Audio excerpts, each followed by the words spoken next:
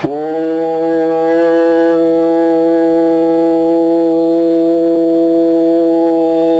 ஈஸ்வரா குருதேவா.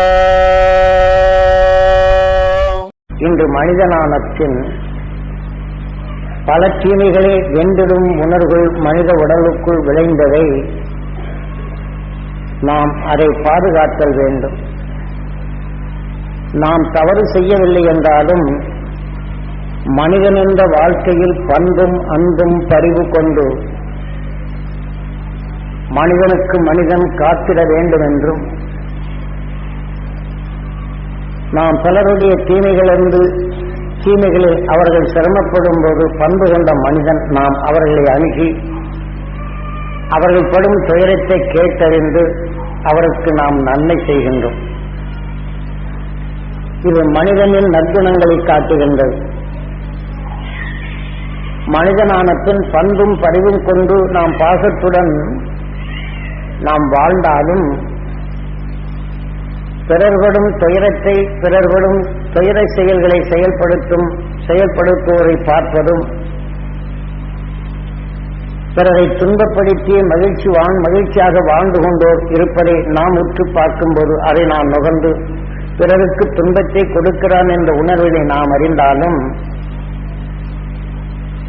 அந்த உணர்வுகள் நாம் நுகர்ந்து எந்த நல்ல குணத்துடன் நாம் இணைந்து அவர்கள் செய்யும் தவறுகளை உணர்கின்றோமோ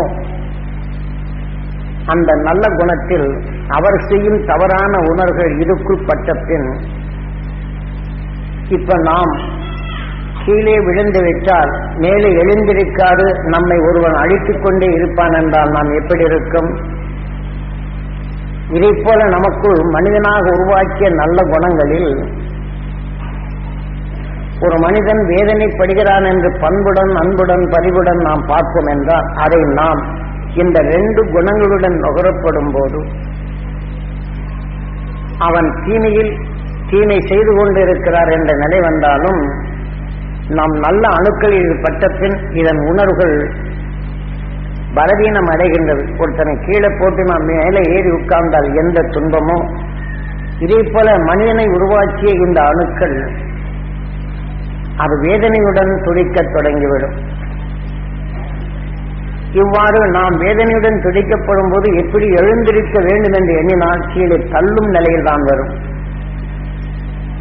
இதை போன்றுதான் நாம் நல்ல மனம் கொண்டு நாம் மனித வாழ்க்கையில் பண்பும் பரிவு கொண்டு நாம் ஒருவரை உற்று பார்க்கும்போது ஒரு மனிதன் இன்னொரு மனிதனுக்கு தீங்கு செய்கிறான் என்றால் அந்த தீங்கு செய்வோனை பார்க்கின்றோம்.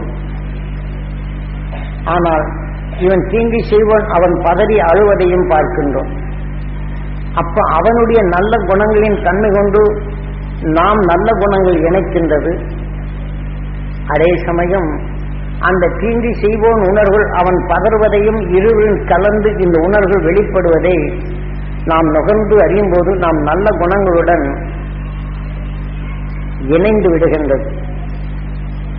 அப்போது நாம் நல்ல குணங்கள் அடுத்து ஒரு தடம் செய்தாலும் நம்மை அறியாமலேயே என்ன உலகம், எந்த நன்மை செய்தாலும் இப்படி ஒரு உலகம் இருக்கிறதே என்ற அந்த உணர்வுகள் நல்லதை பேசாது தவறு செய்யும் உணர்வுகளிலே நம்மை பேச வைத்து விடுகின்றது.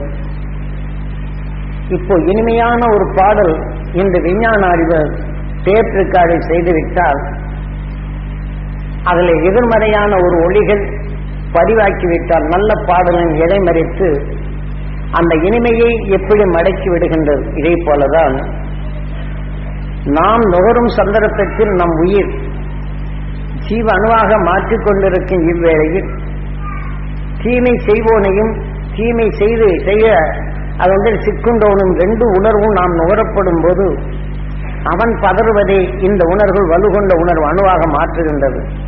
அதே சமயத்தில் நாம் நல்ல குணம் கொண்டு அது உற்று பார்க்கப்படும் போது அந்த நல்லவனுக்காக நாம் எண்ணங்கள் பெற்றாலும் இவன் பேசும் வேதனையில் அவன் வேதனைப்படும் உணர்வுகளே நம் நல்ல அணுக்களில் பதிந்து விடுகின்றது. நாம் தவறு செய்யவில்லை, நம் உடலுக்குள் இருக்கும் நல்ல குணங்களை நல்ல உணவுகளை உருவாக்கும் அந்த அணுக்கள் செயலழக்கத் தொடங்கி விடுகின்றது.